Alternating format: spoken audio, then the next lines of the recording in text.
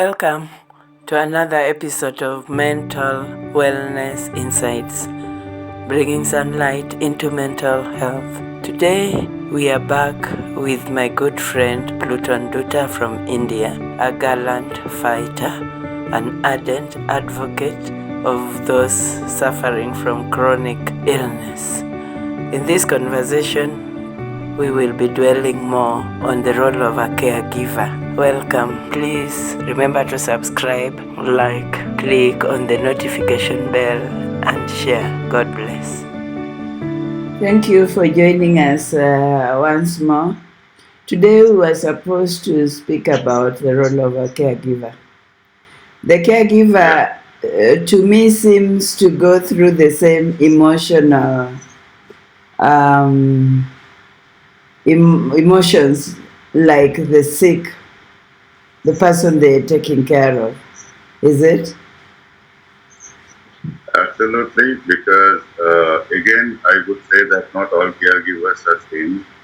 Sometimes some caregivers get impatient and then they start ignoring the patient totally because they really cannot take so much burden on them because they find it so overwhelming that to be with a chronically ill patient is a big deal. Being a patient myself, I can tell it is a big deal because if I would have been a caregiver, then I may not have that amount of patience which my caregiver has shown. Yeah. Now again, while some caregivers might find it very unpleasant to be with a chronically ill patient all the time, but there are some caregivers, for sure, my wife belongs to them, who try to give it all to help the patient. Yeah. Be it in the midnight, be it in the starting of the day, be it in any way they can. I sometimes tell to her that where do you get all these patients from? Because sometimes even I am not in the right mindset. Yeah. Sometimes I am not in the right mood because our body is broken. Sometimes our mind is broken too. We have our share of insecurities. We have our share of fear. We have our share of feeling inadequate. We have our share of feeling bad and living a restricted life. So some of the days while we are cheerful, while some of the days we are not. Now during those days, we have, we throw tantrums, we have tempers, we tend to behave in a little emotional manner, not very logical, not very rational. So, patient caregiver or that generous caregiver would understand this, would understand that this is not the real self, this is not his real self, because something is happening inside him that is triggering his mind to behave in this way. Because my wife had seen me before I got this disease. So she have already seen the other side of me. When I am not ill, when I was not sick, when I was healthy, the kind of person I was, the kind of behavior I displayed. But if these things I am not doing now, then she would understand that this is the disease which is making him do this. This is not his real self. Because our emotional challenges are definitely not addressed by anyone. Because in the hospital, when we go to a nephrologist, the nephrologist only looks into our vital statistics and the data like creatinine, hemoglobin, sodium, potassium, etc., etc. But the nephrologist does not talk about our mental health. The nephrologist does not talk about the mind issues. So for mental health, we then need to go to a mental health expert. And then comes the taboo in the society that if you, I have seen a lot in a lot of cases, all the times are changing, that if you tell someone that I want to, I'm looking for a good psychologist or I'm looking for a good psychiatrist, the first impression is, are you going mad? Yeah, true. Is there something True. wrong with you? Yeah. Is there something wrong with you? There's nothing wrong with you. See, when things change, your mind change, your emotions change. That does not mean that there has to be something wrong with you. Yeah, you see, a You lot know, of people associate mental illness with madness, but they do not know yes, that mental illness is varied. You could just be feeling it is never that. It is never anxiety. that. It is just like another kind of a treatment like you do with a dentist, like you do with a regular general practitioner. Yeah, So once you go to a dentist, you might go to a dentist just for a regular check. That yeah, doesn't mean that all your teeth are broken. exactly. Similarly, if you go Yeah, Similarly, if you go to a psychologist, it just means that you need someone to talk with who is trained professionally. Because normal people do not understand the turmoil that one goes through, the emotional state one goes through when there is a situation of, when there is a crisis situation. So those are the people who are trained, they are certified, and they can easily pick up signals from the way you are talking, and they can easily make out what you want to share with them, exactly. which is not possible with ordinary people True. because they would not be able to catch. Because what they would see is actually an agitated, an irritated person, but what they would not see what is beyond it.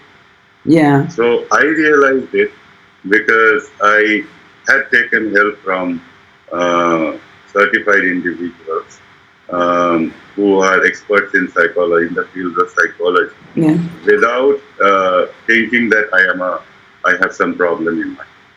I feel that it's just a stage, and there is a stage in everyone's life when they need some help from a third person. When Exactly. sometimes the family Even those members, people who are not sick, there are times when they yes, need to speak to someone who is an expert because because you go through various challenges in life.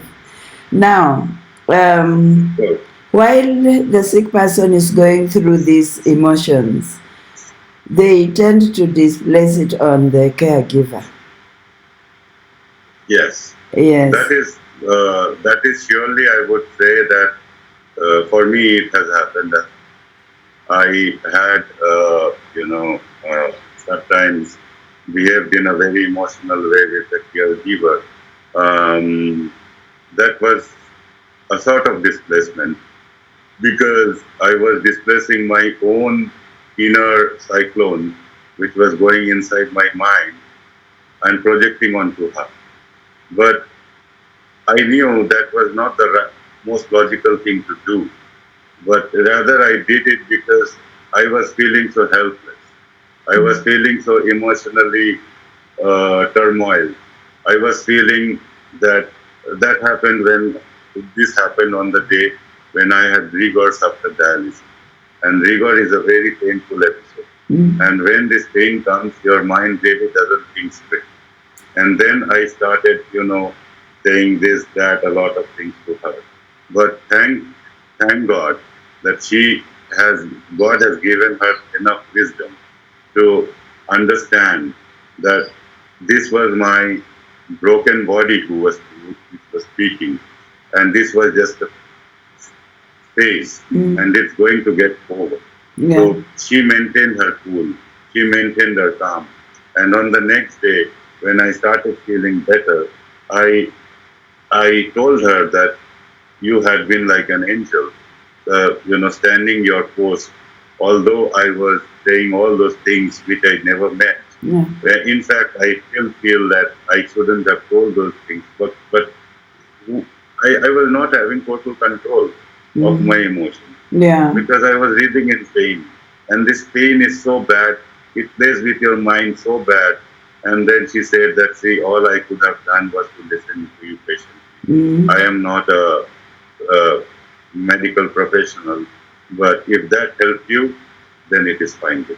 So we So thank I God thank God. for her and for her patience. I read somewhere that a lot of times caregivers lose self identity because they are so much involved with the patient that it's like they don't have time for themselves. Well, it might happen in most extreme scenarios or more extreme cases, but somehow it didn't happen with me. Or I can at least tell that for my caregiver that losing identity is actually extreme on the extreme spectrum, wherein you totally give yourself up for the patient and you totally lose control of your own self or own happiness or own wishes. You sacrifice it all. I so how I manage it is on the days when I feel good, when I am doing well, I try to give her those kind of uh, you know kind in form of either gifts or taking her out or going for a little date kind of things, which are small things, but I believe that uh, that keeps her in balance as well Yeah. because Is there she also needs. is there any time that she like takes time off away from you to do things on her own? Um, I, in general, when I am because I am working a full time job. So when I'm working full time, so most of the time I am on my laptop, and then she is on her own. So she is 24/7. She doesn't have to run around with me. So it's only during the times when some side effects crop up or something goes wrong that she has to jump in. But it's not always, Yeah. at least now, because in the initial few months when I was diagnosed, the first 2 to 3 months she has to be around mostly all the time. But after that, for around 2.5 years now, she doesn't have to be around all the time Yeah. because she gets some time for herself too.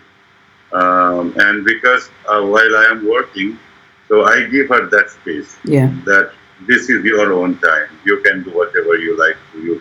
She likes to read. She likes to listen to music. She likes to watch TV shows. So those are the things she does. And during that time, I'm busy with my office. Okay. So we both of us have our individuals. Okay. And I want to guess that she lives or a caregiver lives with a constant feeling of uncertainty. You do not know what to expect Yes, next. yes. Yeah. So are the patients. So are the patients because since CKD is a disease that is actually uncertain in nature, we don't even know how long we are going to live. We have no idea how long we are going to be on dialysis. We have no idea which other organs are going to be destroyed because of dialysis. We have no idea what are the different side effects that are going to come up tomorrow. So we are living a total uncertain life. So are the caregivers because they wish to help us in a lot of different ways, but they are not aware of all the different ways a particular situation has to be handled. So they also do trial and errors in a different ways. Sometimes it clicks, sometimes it doesn't. But we have to take the pain. They also take the pain. Their pain is mostly mental. Yeah. Ours is mostly physical and mental. Yes. So it's, but their role is very important because the feeling of being alone when you are in a crisis can be the worst feeling. Yeah. That feeling can literally take you down. That feeling can literally take out all the confidence that you have, or your willingness to fight, or your willingness to bounce back. Because the moment you start feeling that I am alone, when I am in a crisis, and there is nobody for me, that can be the worst feeling for a patient. Yeah. And caregiver actually fills that gap Yeah. by being present, by making us not feel that we are all alone in this world. Yeah. Because because patience does not have a lot of friends. Because what can you expect from a patient? A patient would not be able to give you company in parties. A patient may not be able to give you company in your long trips because of several things that's going on. So a patient is never sometimes a great person to be around. We do not entertain people a lot. We are all already, in a soup. So most of the time we are either taking medicines or having some kind of, and then there is work to be done. So automatically I have lost almost all my friends after I have been diagnosed with my CKD.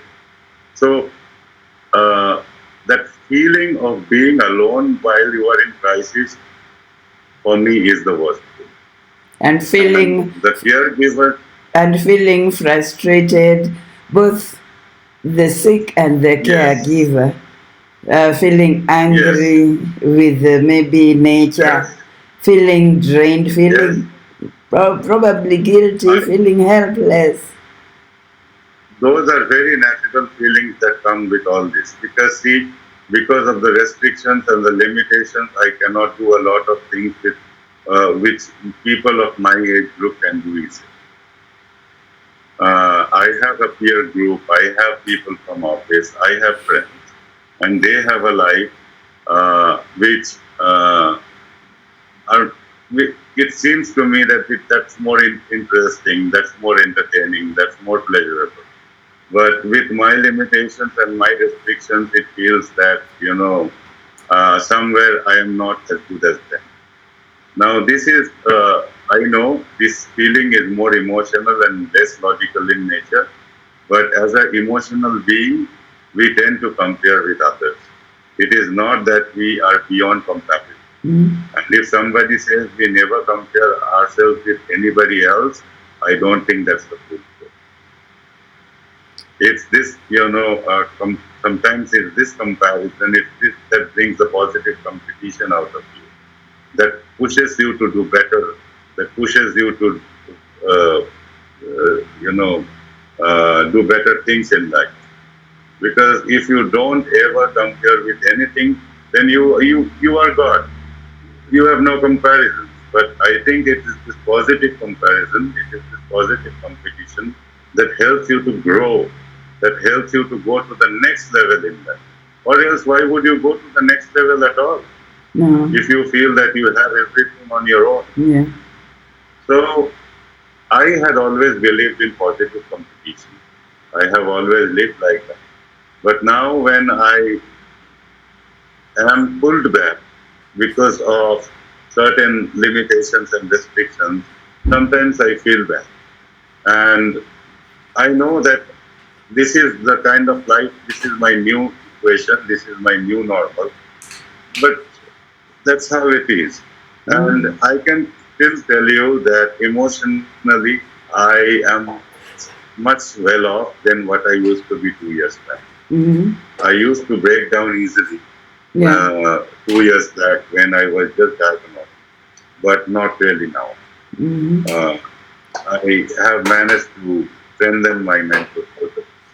Is there any time you and your caregiver, or you or your caregiver, has felt like giving up the fight? My caregiver actually, I don't think she have ever felt, but I did. No. I did. There were times when I felt that maybe it would have been better not to live in this situation. It might have been better just to give up and not put up this fight every day because it was too much for me. But that was during the initial days. And then I learned somewhere, I read somewhere that the harder you fall, the higher you bounce. So for me, it's falling and bouncing back all the time. Yeah. Although I had thoughts of giving up in the initial days because I couldn't cope up easily because I was a very active person. I always like to be outdoors, and now this situation kind of forces you to be indoors for a longer period. Yeah. That's something I really didn't uh, liked that much. But now, with time, as time is passing by, I think I have grown my mental strength. And nowadays, I don't feel that frequently of giving up. But yes, I still do have my low mood days. Is there some time that you have felt your caregiver, your wife, worries too much because of your condition? Well, she does, but it's good that she is not a big worrier.